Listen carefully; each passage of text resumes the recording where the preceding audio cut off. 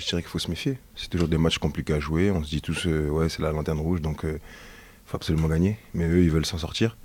Donc ouais, ça va être un match piège. Donc à nous d'être vigilants par rapport à ça, de ne pas aborder le match en se disant que ça va être facile, tout simplement.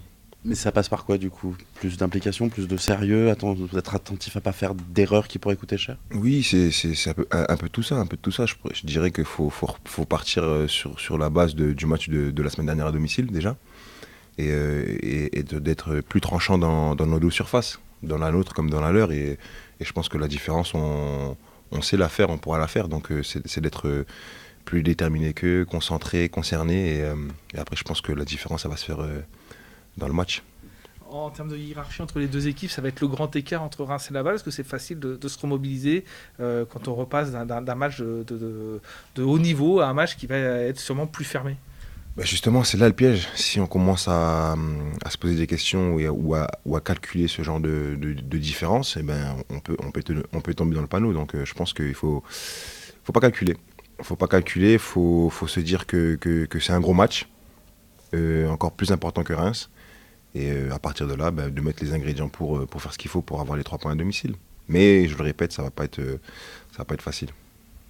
Avec l'absence de Fabien, voilà, est-ce que c'est aussi le moment là sur ces derniers matchs pour toi je sais pas, montrer des choses, de donner des preuves de ton implication?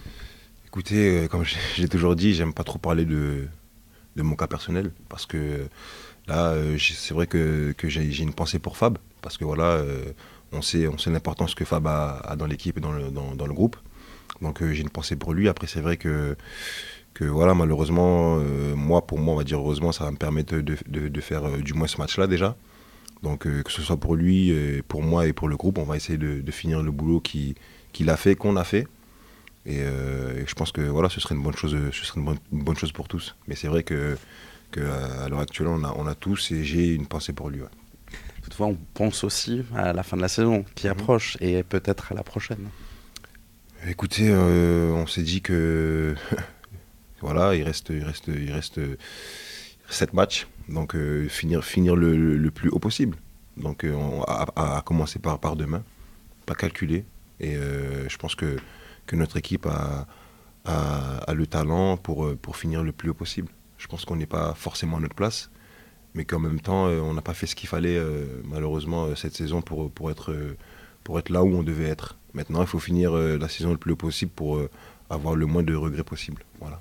Donc tu considères que tu n'as pas de carte à jouer, voilà, en plaçant peut-être Non, pas du tout. Je suis là, comme je l'ai dit, je bosse pour quand on fera appel à moi, quand on fait appel à moi d'être le meilleur possible.